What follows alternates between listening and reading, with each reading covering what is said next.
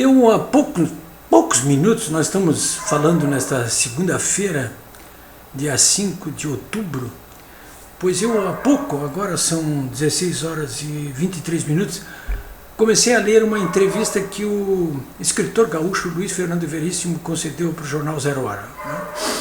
O Jornal Zero Hora está fazendo uma enorme de uma propaganda do seu colunista ali a respeito de um livro de crônicas que ele já publicou e que juntou tudo num livro e está lançando essa semana aí.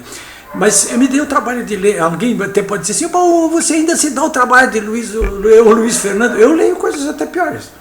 Eu leio tudo, caiu na minha mão, eu dou uma olhadinha, principalmente quando se trata de opiniões de pessoas que pensam diferente de mim, porque eu gosto do contraditório, né? Eu preciso buscar ver o que os outros, ouvir o que os outros dizem para poder melhorar até a minha massa crítica, né? Ou piorar, alguém vai me dizer assim. Pois bem, no caso do Luiz Fernando Veríssimo, quase sempre é piorar, mas ele estava ali se referindo a uma questão que eu tenho ouvido falar muito nos últimos dias, né? Que é, esse pessoal da direita está com um discurso de ódio. Agora a petezada inventou essa do discurso de ódio. Não com o discurso de ódio. Quer dizer, quando o PT passou o tempo todo, nesses últimos 30 anos, pregando o ódio, inclusive o ódio de classes, né? Vocês sabem melhor do que eu do que se trata, né? Vocês passaram o tempo todo pregando um discurso de ódio. Eu me lembro quando o PT venceu as primeiras eleições aqui em Porto Alegre para prefeito, lá nós estamos falando de 88, né? A posse do Olívio Dutra, primeiro prefeito do PT no Rio Grande, de capital no Rio Grande do Sul, no país. O Olívio Dutra tomou posse, me lembro como se fosse hoje, no dia 1º de janeiro de 1989, o prefeito Olívio Dutra, sucedendo ao seu Colares. E eu me lembro assim, com clareza dos detalhes da posse do Olívio Dutra na prefeitura, porque eu fazia parte do governo anterior, eu era o secretário da Fazenda. Eu já falei isso aqui para vocês.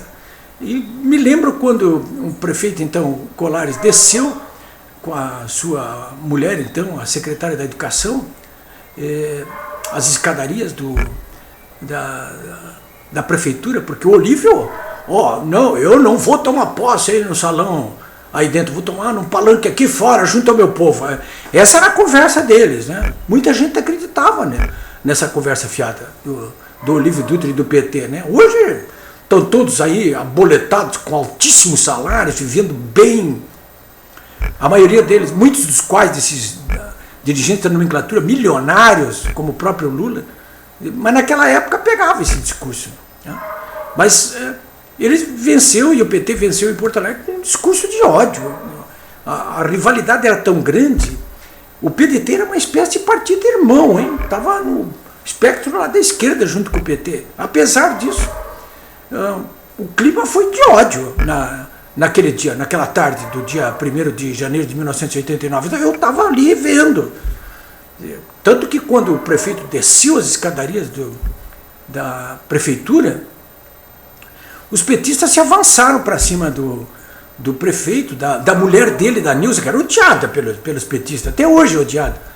Ela era secretária de Educação, né? E um deles, inclusive, mais violento, partiu para cima da secretária para bater nela, né?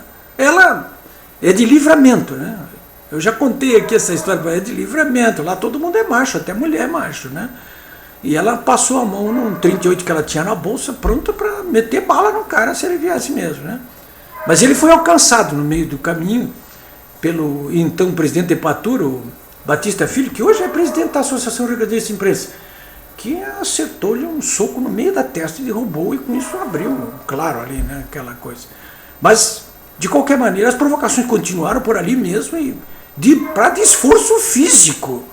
O pessoal queria bater mesmo no nosso pessoal do nosso governo, né? E não foi diferente assim nos anos seguintes, né? Sempre com esse discurso de ódio, né? O próprio Lula muitas vezes apelou para o discurso de ódio. Agora está levando troco, né? Agora o discurso de ódio está alcançando, eu estava comentando com uma pessoa hoje de manhã, que está alcançando decibéis assim nunca vistos, né? porque nessa segunda-feira morreu, por exemplo, o Zé Eduardo Dutra, que é um dos 3 porquinhos da Dilma Rousseff, foi presidente do Petrobras, morreu de câncer lá em Belo Horizonte, segunda-feira, e olha a que ponto está chegando as coisas. Quer dizer, um grupo passou ali pela frente do velório e jogou folhetos ali dizendo petista bom é petista morto. E nesse mesmo dia, segunda-feira, hackers invadiram o site oficial do Partido dos Trabalhadores, pichando lá, fora corruptos. Na Avenida Paulista, em São Paulo, um alarme falso de bomba interrompeu o trânsito durante 4 horas. O que está nos jornais hoje, nessa segunda-feira, é alguma coisa assim de arrepiar, mas o pior mesmo foram as revistas. Olha, aqui até uma revista alinhada com o PT, a Carta Capital, diz aí, ó, Levi contra o governo. Quer dizer, o ministro da Fazenda contra o governo ao qual ele pertence. Isso é possível, né? Aí, isto é, ó, do Fome Zero ao Escrúpulo Zero. Uma reportagem maravilhosa, consistente, falando sobre essa fraude do Fome Zero, do Minha Casa Minha Vida. E aqui a Dilma, aqui na Veja, aqui, ó, ela passou a faixa. Né? Eu vi um blog que é favorável ao governo e a Dilma dizia, mas como é que tiraram a forma humana do Lula e botaram o pichuleco? Ele não merece mais do que isso aqui, porque o Lula é um pichuleco mesmo. É isso que ele é. Mas, enfim, nós estamos passando por momentos realmente muito turbulentos. A população está indignada, inconformada, incomodada com tudo isso que está acontecendo no país. Quer dizer, uma economia em frangalhos, uma crise política sem solução e o governo tentando manobrar de tudo que é jeito junto ao pessoal que ele conseguiu enfiar lá para dentro do Supremo Tribunal Federal, do Tribunal de Contas da União. Onde ele conseguiu botar gente, ele conseguiu botar, porque o que eles queriam mesmo é chegar assim, a um bolivarianismo neomarxista aqui no Brasil. Era o que queria o Lula, é o que queria a Dilma. Não conseguiram tudo isso, mas estão aí manobrando. O impeachment está com dificuldades, aí ele já ataca o Eduardo Cunha para desmoralizá-lo e não levar, para que ele não leve o impeachment adiante. O Augusto Nardes faz um relatório sobre as pedaladas fiscais de Dilma, demolindo o governo. Aí o governo sai numa coletiva no domingo para tentar desmoralizar o ministro e impedir que a votação no Tribunal de Contas da União ocorra. Lá no Tribunal Superior Eleitoral, as contas podres da Dilma na eleição passada não são examinadas, porque uma ministra que foi advogada do PT, foi nomeada pelo PT, a Lócio, não comparece para dar as caras. Quer dizer, isso tudo aí faz com que a população comece a destilar, não raiva, mas ódio, e com razão, porque está se sentindo impotente diante dessa cruzada, dessa gente de quinta categoria que se encastelou no poder e não quer largar o osso de jeito nenhum. Quer ficar roendo ali com seus aliados até que não sobre nada desse osso aí.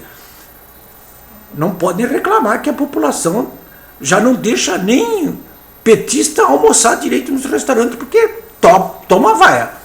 Os petistas e os seus aliados, que estão aí enquistados em postos de mando da República, né? Mas não vão ficar aí. Não vão pensar que vão ficar aí, porque não vão, não. Vão cair fora. Está chegando a hora. Eu volto amanhã.